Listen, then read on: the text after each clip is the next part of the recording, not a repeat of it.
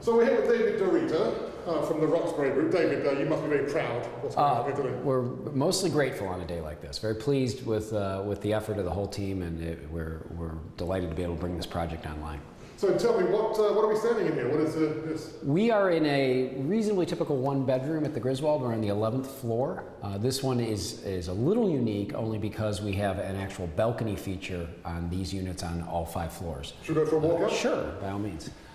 This is something we elected to do because we had an opportunity, if you will, on this side of the building to add a little outdoor amenity. This gives you a place to come out, have a cup of coffee, perhaps a smoke, and you're looking at Campus Martius and up Griswold, from which the building derives its name. So now we're on to a north-facing unit, David, is that correct? That's correct. We're still on the same floor.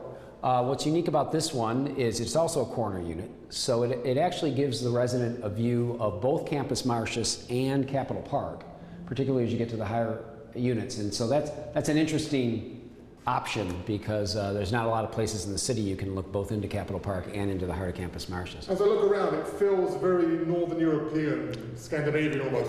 There was, I would say there was an element of that. What we decided when we brought this project online, we knew we had an opportunity to do new construction, and we wanted to do something very sleek, very modern, very spare, if you will, that really featured the space more than a lot of materials and treatments. And so our first decision, and it was one we'll never regret, was to basically do floor-to-ceiling glass in all the units. That wasn't an easy or inexpensive thing to do, but I think it paid off. And so from there, we kind of worked the design effort from the glass in, really. And the floor-to-ceiling glass affords the resident a bird's-eye view on the redevelopment of downtown. Pretty much, there isn't a bad view in this building. You could arguably suggest that at the 11th floor, these are the quote worst views in the building, but I would say it proves that there are no bad views at the Griswold. We're walking down the hallway now to one of the furnished units. Yep. Well, what's the cost of these? Are rental units, correct? These are all rental units. They range from a low of in and around $1,000 a month to a high of about $3,000 a month. And basically, that variation goes with height in the building, size of the unit, and other unique amenities. For instance, a corner unit or a unit with a balcony.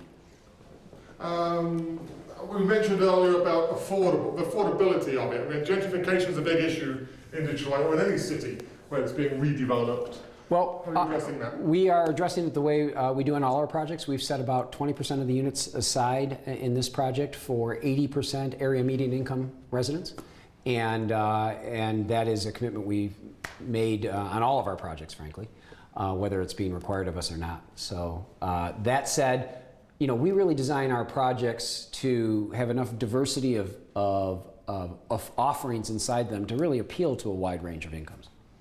This was, when I first saw this going up, I said, oh, they just plonked it on top of a parking structure. How safe is that? Was this structure built with the intent of continuing up, or? Gee, I sure hope so. Yeah, no, we actually had a hand in the original development of the parking structure. We had planned to put actually a 5.5, 6-story condo project on top of this building in 2007. We were pretty far along in that project, and like a lot of the condo projects from that era, we kind of hit the skids when the rest of the economy did. So we bided our time, and as the market turned, we brought it back as a rental project.